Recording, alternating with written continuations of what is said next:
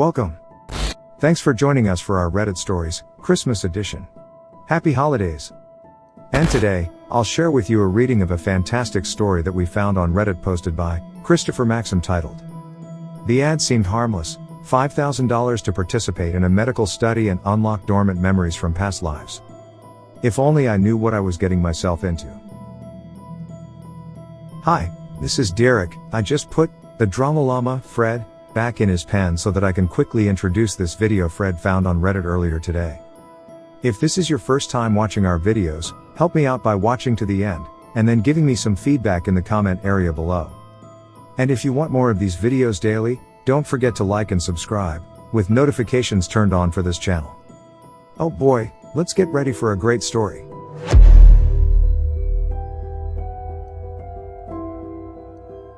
The ad seemed harmless. $5,000 to participate in a medical study and unlock dormant memories from past lives. If only I knew what I was getting myself into. By Christopher Maxim. I was sat in what looked like a dentist's chair in a dimly lit room. The doctor strapped me in and gave me a word of advice before starting. "Now Jack, it's important to keep your eyes closed once the session begins. Is it really necessary to strap me in like this?" The doctor threw me a stern look. "You signed the waiver, Jack. You know these restraints are for your own safety. Anything could happen once the brain's unraveling is initiated. If you want payment, you have to adhere to all of the test requirements." I attempted to nod in agreement, but the leather strap around my head prevented me from doing so. "All right, doctor. Whenever you're ready." I have to admit, I was more than a little nervous.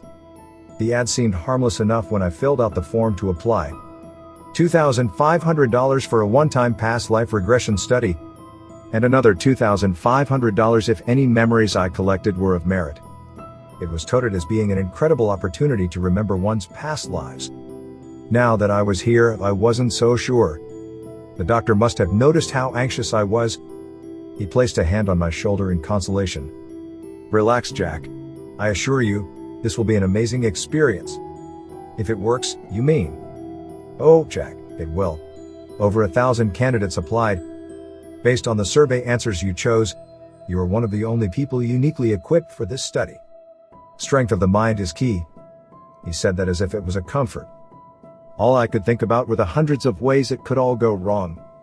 $5,000 wasn't bad for a day's work, but I wouldn't be able to spend it if I fell into a coma. At that point, it would barely make a dent in the subsequent medical bills. "Okay, Jack. Sit tight." The doctor left and reappeared at the control center, just visible through a window in the corner of the room. His voice resonated from a speaker hanging down from the ceiling. "Jack, it's just like we discussed." A pair of cables descended from above and rested at each of my nostrils. "These cables will enter your nasal cavity and allow us access to specific sections of your brain. From there, you will experience a series of small electric shocks. As a reminder, there will be no long-term damage, but you will feel an overwhelming jolt in your head after each shock." With every word he uttered, my anxiety grew. I had no idea how my body would react to this. "Wait. I shouted as the cables began their journey up my passages. "Yes. Something wrong?" "Doctor, what's our safe word?" "Safe word?" he asked, apparently confused. "You know, if something goes wrong and I need you to stop." There was a brief pause before he spoke again. "I'm sorry, Jack. No safe words. You signed the paperwork. The test cannot be stopped now. I promise you'll come out on the other end of this in one piece." My heart was now pounding away in my chest, loud enough to hear. Coupled with the insidious sound of medical machinery, it was an unsettling symphony that mirrored my feelings of dread and regret. The perfect background noise to keep the fear in me alive. Just then, a sharp pinch. The cables had reached the base of my cranium. I writhed against my leather binding. "Ready? Here we go." Without so much as a second to brace myself, the first shock was administered.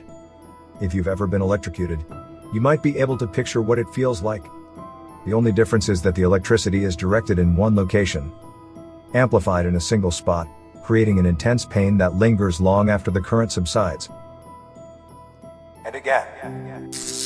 The second shock was even worse. I screamed out in pain, but the doctor's focus never wavered. Again. The shocks built on each other, each one more painful than the last. Had I known it would feel like this, I would have never signed up, no matter how much money they offered. Again. The doctor wouldn't let up, even when I begged him to. He shocked me more times than I care to remember. I lost count somewhere after 12. Eventually he stopped, but it had nothing to do with my outbursts or any sort of ethical dilemma the experiment posed. These readouts are astounding. Your brain activity is spiking, Jack. This is it.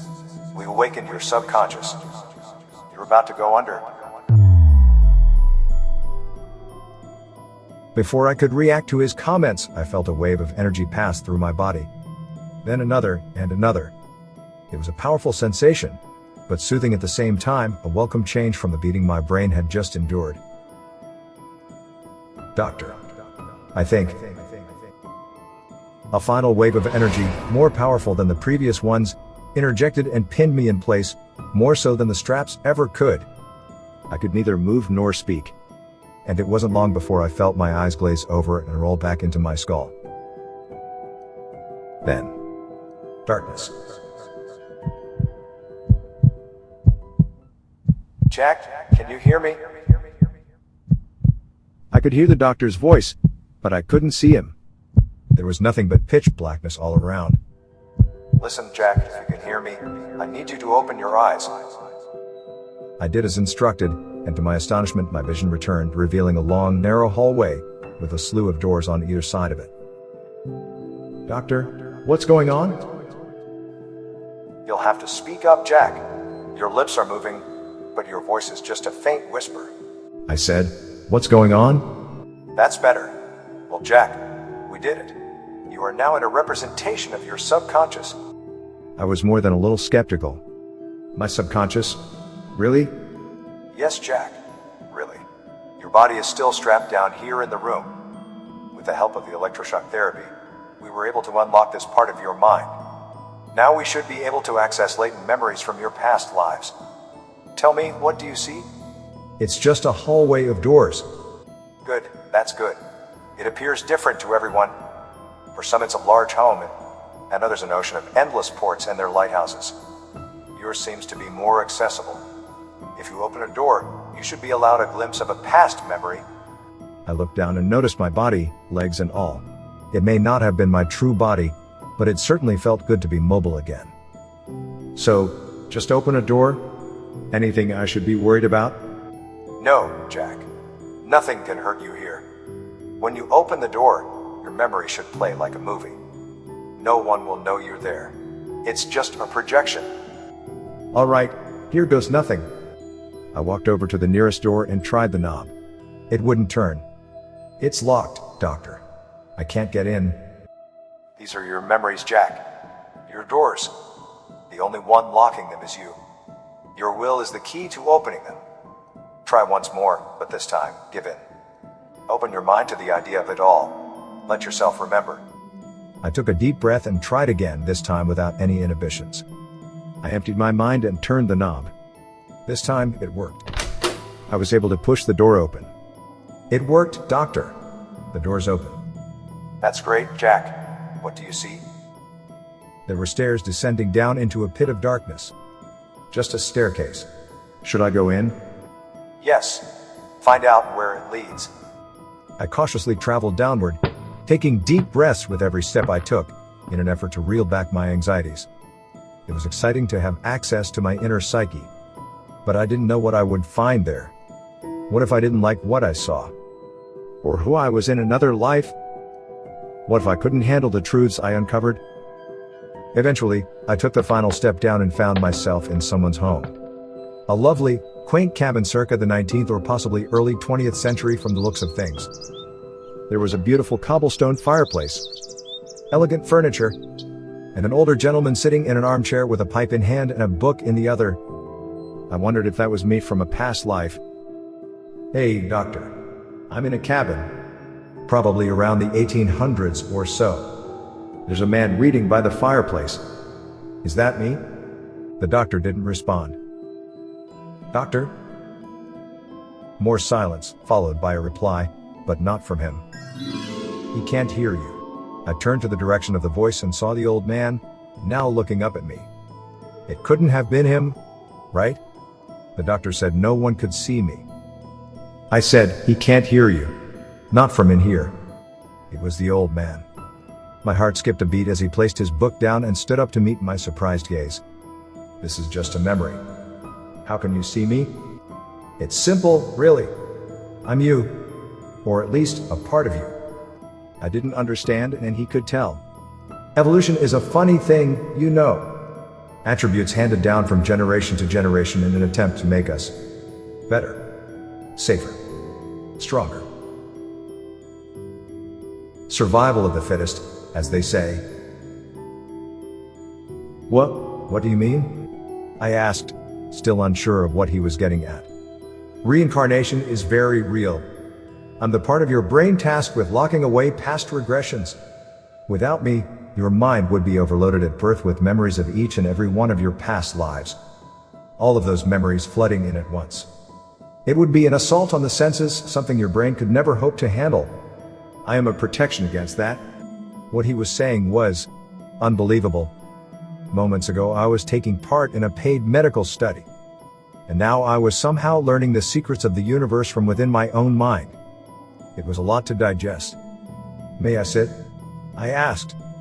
Of course, Jack. Be my guest. I sat down in the armchair and took a moment to collect my thoughts before responding. So why can't the doctor hear me right now? I've hijacked this memory to speak with you. Being a part of your brain, I can also access other functions. So I've temporarily disabled your physical body's speech and hearing. But why? Why did you want to speak with me so badly, and in private no less? He leaned in close and grabbed my shoulders, making deliberate eye contact. Oh, Jack. You are tampering in things you shouldn't be. I'm here to give you a warning. Stop what you're doing at once. He loosened his grip and took a step back. Stop remembering, you mean? What'll happen? I asked. Nothing dangerous. I still have a lock on the floodgates.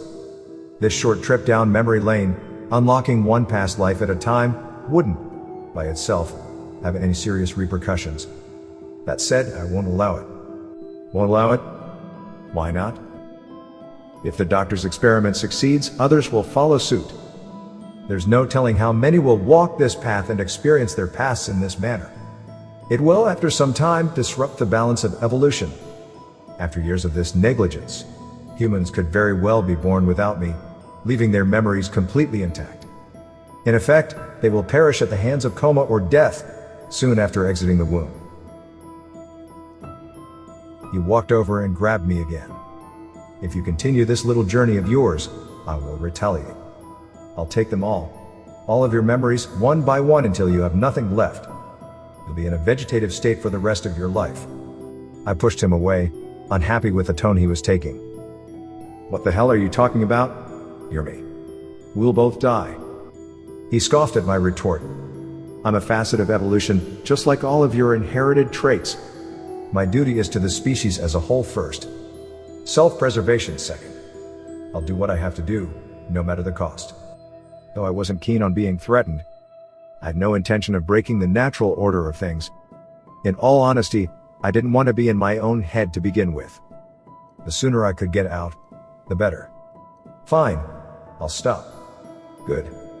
The man sat back down in his chair and the memory resumed as normal, reverting to its previous state like a pause button had been lifted. I walked up the way I came and landed back in the hall, closing the door behind me. Jack, are you there? What's happening? The doctor's voice returned and we were able to converse once again. I told him what had happened. I could hear the disappointment in his voice as he let out a heavy sigh. I was scared it would come to this. What are you talking about, doctor? You knew about this? He sighed again before responding. It happened with all of my previous tests. It's a failsafe our bodies have built against past life recollection. Previous tests? There were others before me? Yes, and they all ended the same. Each and every test subject was rendered comatose after the sessions concluded. One guy died shortly after. Comatose? Somebody died? You said nothing in here could hurt me. Well, I needed you focused. We can bicker about this until the cows come home, but for now, let's stay focused on the task at hand. Let's open another door, shall we? At this point, my blood was boiling. Another door? Another door? Are you serious? Let me out of here. I don't have any intention of being another one of your failures. You signed the paperwork, Jack. I won't wake you until we finish this. I need more information. My career is on the line. Just 2 more doors and I'll pull you out. What do you say? I don't give a damn about your career. I refuse to continue. I'll wake up on my own eventually. The doctor gave a slight laugh. No, you won't, Jack. You're deep in the bowels of your mind. The only thing that will wake you is another electric shock, calibrated to precise specifications. If you don't continue, I won't wake you, and you'll be comatose anyway. I can talk, right? Just like I'm talking to you right now? I'll tell someone and they can... The doctor interjected. I can shut that off with the flick of a switch. You'll be unable to communicate with anyone. I was now seething with anger. You're a sick man, doctor. A very sick man. I'm sorry, Jack. I have to do this. It's for the betterment of mankind. This research could change the world. I am at the precipice of something big. Something life-altering. I threw him some choice curse words, to no reaction. Just do as you're told, Jack. And don't even think of lying. I can see your brain waves and will be able to detect any deceit. I sat there in the hallway of my memories for a great long while, contemplating my options. It wasn't long before I realized I only had one at my disposal. My best bet was to continue. It was just 2 doors. Maybe I could get in and out unnoticed and finally end this nightmare once and for all. Fine, doctor. I'll do it. Good. Open another door, but walk down the hallway a bit first. I want something deeper. I reluctantly did as instructed and opened a door further down the hall. There was another set of stairs, but these ones went up. It's another staircase, doctor. I'm going in. I walked up the stairs with determination, hoping to see what I could and then leave as quickly as possible. All right, Jack, what's in there? I was in the living room of another house. It's someone's home. Mine, presumably. Keep looking around. Try to place where you are exactly. I walked around the room and took notice of a framed photo hanging on the wall. It was of a woman, a young girl, and a man. He looked just like me. Doctor, there's a photo here of a family.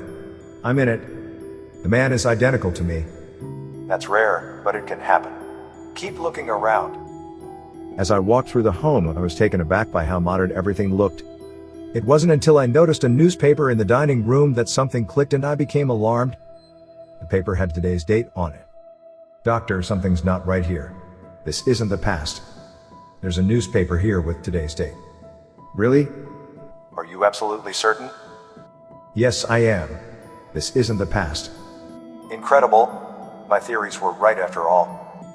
Theories? Mind cluing me in here? You're right, Jack. This isn't a past life memory. It's an ongoing memory playing out in real time from a current life. Current life? I'm not following. It has long been my belief that there are other parallel worlds out there. An infinite number of different universes, some similar to our own. In each one, we have a counterpart. A copy of ourselves living a different life. This isn't a past life memory, Jack. It's a current memory from another Jack in another timeline. Fascinating, isn't it? Just then, the front door opened and the family from the picture returned home, walking right into the dining room where I was standing. The other me, the woman, and what must have been their daughter. It was a surreal sight to behold. They're here, doctor. The other me and his family. That's great. Observe. And see what you can learn. I glanced over at the stairs in the living room. I should have left right then and there to avoid potential consequences. But something held me back. At the time, I thought it was plain old curiosity keeping me in place, and yes, I admit, I was curious to know about my copy's life. But that isn't what made me stay. As the memory unfolded, I felt it. A warm energy emanating from within. It was a connection. I didn't know anything of this other Jack's life, but I could feel what he felt. The love he had for this family. It was an emotional bond I couldn't bring myself to run from. The memory played out and I watched it all. I had come to learn that my wife's name was Charlotte and our daughter was Leslie. The day was spent together playing games, eating dinner, and watching movies. A catalog of unfamiliar titles that likely didn't exist in my own universe. I reported everything to the doctor as it occurred, no longer angry at him. I should have been, but this immense warmth overtook me. It felt like this was my family, and I was the one spending time with them. It was a truly perfect day if there ever was one. But, as so often rings true in life, good things never last. Without realizing it, I had spent the whole day in that memory. Before long, everyone was in bed, and I was left downstairs. Alone. In the darkness. As a sliver of moonlight shone through the windows. Though I didn't want to, it was time to leave. I walked off to the stairs, but not before turning back and taking one last look at the house. It was clear to me, in this moment, that I would miss them, however strange that may sound. As I took in the sight, something was noticeably amiss. Standing in the corner of the living room was a man, or at least, the silhouette of one. He was shrouded in darkness, save for the faint red glow of his eyes, leaving his other features a mystery.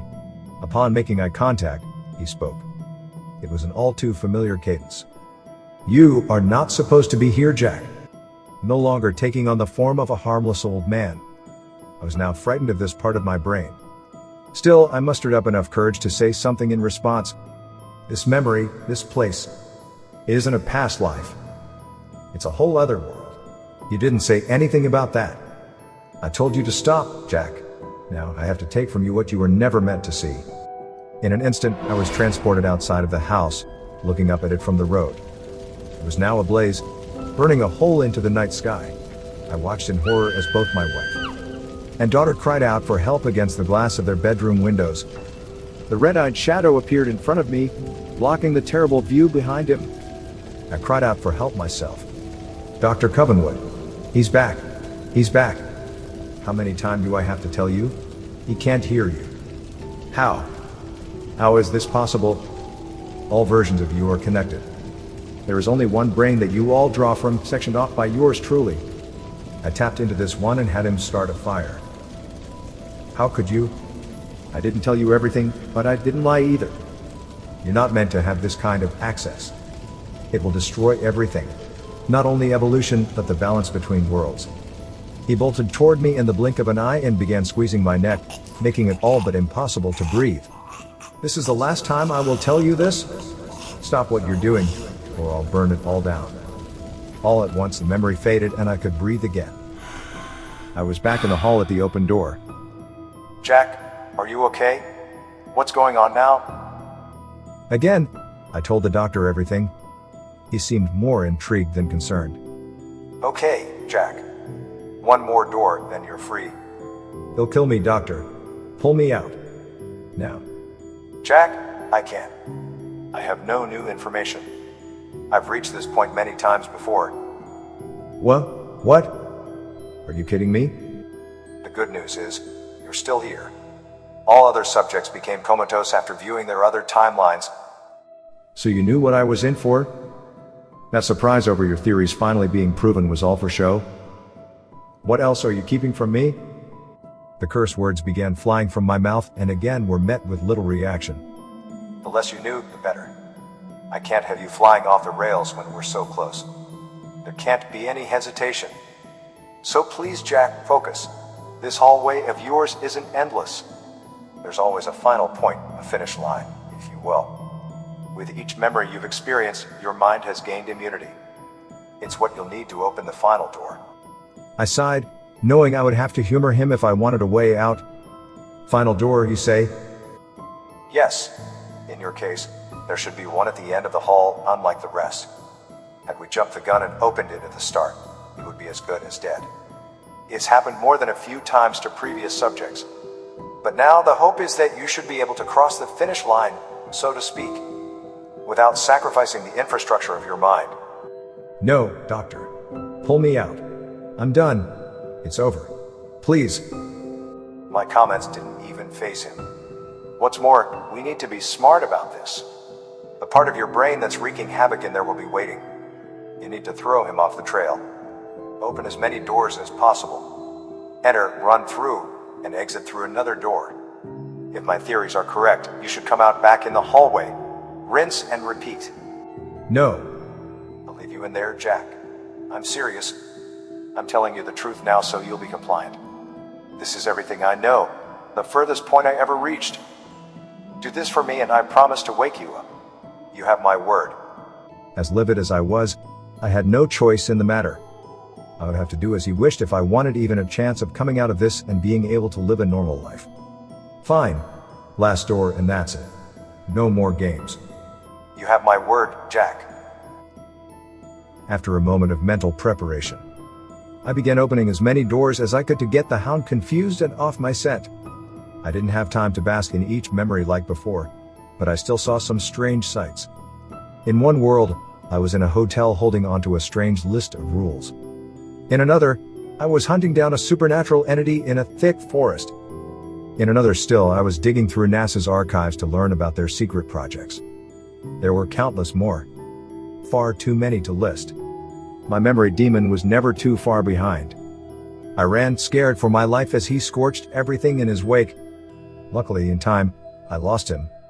After my last memory, the doctor spoke up. That should be enough, Jack. Quickly, run to the end of the hall. I did so, but to no results. It was an endless loop. I wound up right back at the door I started from.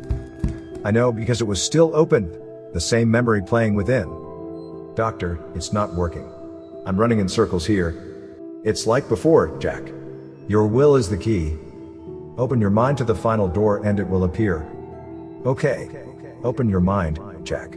This is it. Do this and you're a free man. I ran again, but with more meaning. This time, to my relief, the hall came to an end.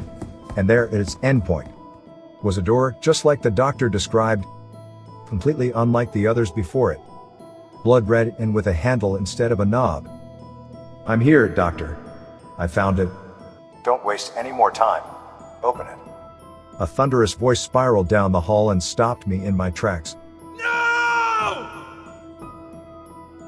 I turned around to see the red-eyed shadow, a blaze of fire close behind, burning through all of the doors and my memories with them. You are going to ruin everything. He was ending it. This was the point of no return. If I was going to die or be in a coma, I figured I might as well solve the mystery before I go. Stop. I'm begging you. Before my nemesis could close the gap between us, I pulled the handle, stepped inside, and shut the door behind me. When I was sure it was firmly closed, my eyes darted around and examined my whereabouts. To my surprise, it appeared to be an ordinary room. It was reminiscent of an office, complete with a desk, some chairs, and a computer. Sitting at the desk was a person. Not just any person either. It looked like me. Hello, Jack? He stood up and walked over to me. I took a step back. Who are you? You met my brother, didn't you? The one out there throwing a temper tantrum? He gestured to the door behind me. Well, we're two sides of the same coin. A divergence in human coding. A choice that is made every time a person is born. Two elements of evolution fighting for control. Everybody has one of him and one of me. He pulled one of the chairs over to me. Please sit. I slowly sat down, still unsure of what I was dealing with here. You see, Jack, so far, my brother has won every battle. His coding is written into the DNA of every human when they're born, leaving the brain's true function just out of reach. If humans were to evolve with me instead, your past memories would be intact, among other abilities. But safety trumps innovation. Overloading the mind can be dangerous. With that, I agree. However, I've been transforming as of late. I imagine it's the same for the pieces of me in other people as well. Transforming? How? I asked. Evolution isn't all black and white. It involves vigorous trial and error. Stuck in here, I've had nothing but time to practice my integration. Now I believe, if I'm passed on in the genetic pool, humans will grow into me, so to speak. Your old memories will return over time, piece by piece, and your full brain function will develop gradually. Everyone wins. What do you mean by abilities in full function, exactly? I asked, now curious. Well, Jack, take a look. This is your brain's control room, where all the magic happens. I looked around again. It was hard to believe my brain was governed in such a small space. An office with a computer? Really? All brains perceive it differently, Jack. This is just how you see it. Okay. And what does this have to do with evolution? My brother blocks memories, as well as higher brain function. Remember what he told you? One brain controlling every version of you out there? How did you know that? I asked. I've been eavesdropping. Nothing else to do in here. Fair enough. Okay. Go on. Well, he wasn't lying. If his dam bursts and you gain access to all of your memories, you also gain access to a sneaky ability called transference. You can jump from Jack to Jack, timeline to timeline. And it doesn't stop there. You can also jump to any point in any given timeline. Want to relive your first kiss, or start things over and change your decisions, map out your life differently? With me, you can. It's the closest humans will ever get to immortality. It was a good pitch, but there had to be a downside. What's the catch? He looked at me for a moment, almost as if deciding whether he should divulge more or not. Then, he continued. There are always kinks when evolving. Trial and error, as I said before. There is only so much I can do from here. If you unlock me in your own mind, I can potentially be passed down as a trait in future generations. Between you and the doctor continuing his research with others, I'll have a fighting chance. In the real world, I can hone my craft, in a sense. It was beginning to make sense, but I had my concerns. And while you hone your craft, will people be hurt along the way? He frowned, and it honestly looked genuine. There will be casualties, yes. But it's for the greater good. The human race will flourish with me by their side, I assure you. He gently raised me from my chair, walked me over behind the desk, and sat me down in front of the computer. It was a black screen with a single window open. Password. I could never crack this thing. In truth, only you can. It's your mind, after all. Just like the doors in the hall, you have to use that will of yours. Open your mind, enter the password, and we'll be free. As soon as he said this, the door burst open and the red-eyed shadow charged in. No, don't do it, Jack. It won't end well. The human race isn't built for this. His considerably friendlier half chimed in. Don't listen to him, Jack. This will be the start of a whole new era, and it will all be thanks to you. A world where the unthinkable is possible. The shadow marched over and grabbed his brother, tossing him against the wall as the fire entered the room. All the while I sat there looking at the screen. A huge weight on my shoulders as the decision loomed overhead. The nicer brother yelled over to me as the shadow held him against a burning wall by his neck. Jack, you can stop him. When you unlock the rest of your brain, you can shut him off. It was clear he didn't have much time left. Red Eyes was not going to let up. Any point in any timeline. You can shut him off. The words rang in my ears as a brief moment of introspection came and went. The possibilities became clear, allowing me a greater focus. I knew what I had to do. The fire now filled the room. In the password field, I typed the first thing that came to mind and struck the enter key. The scene around me faded to black and my body slipped away into an endless abyss. My body was falling. Oh no, am I too late? I sprung to life in the doctor's room and he came running, quick to remove the cables and undo the leather straps. Jack, where were you? I lost you in there. What did you see? What was in the final room? As soon as he unbuckled the last strap, I swung my fist around and made contact with the side of his face. His glasses flew across the room. Jack, what the hell? If you think you're getting paid after this, you can forget it. Keep the money, doctor. I don't need it anymore. I walked out of that godforsaken room and never looked back. And that's the end of this Jack story. The password worked like a charm, just 6 digits. I can't tell you how I knew it, but it was Leslie's birthday. Now I remember everything from all my lives, past, and present. In a few moments after I finish typing this up, I'm going to flip a switch in my head and join my wife and daughter in their timeline. Before they were killed, I'll shut that shadowy demon off for good and make sure he can't ever hurt them again. And that's where I plan to stay for the rest of my years. No jumping from world to world or using my newfound power for any other purpose. The universe where my family lives is the only world I need. Farewell. What are your thoughts on Christopher Maxim's story? Please share in the comments below. You know, I think Jack did the right thing of not disclosing his discovery to the doctor. I really was hoping that the doctor would have gotten his just desserve, but alas, it doesn't always work out that way. I feel sorry for those poor other test subjects that the doctor will continue to experiment on as part of his lust for power and recognition. What a creep. Now let's go on to hear how some Reddit members reacted to this story. Comfy Shoulder reacted with, "Wow. I love this, and you made the right choice." Nah, it's another Jack's family. Could have made his own but took another, even if it's technically his. Yeah boy, we reacted with, "Screw the doctor, man. You signed the papers, Jack? That made me so mad. Like Dr. Guy, whatever the F papers you gave him is not enough to cover you literally murdering him. And then he says he won't give him the 5,000 after the punch. Hate that guy. The story was great though." Pet28 Alpha reacted with, "You just punched him? You should have murdered him. Damn. Didn't expect it to end so suddenly. Glad that you'll be able to spend your life with your wonderful family though. Let's hope they don't notice how different you are from the Jack of that timeline and leave you alone again. There's only so many happy timelines you can jump to. And even if the Shadow Man doesn't ruin them, be careful that you don't manage to do it yourself." Well, there you have it. A very interesting and shocking story from a fine and talented Reddit member. Help support this channel by smashing the like and subscribe buttons. And hit that silly little bell as well to ensure you get the latest videos as they come out. Fred is always finding stuff for me to post regularly. So this is Derek signing off. Thanks for watching.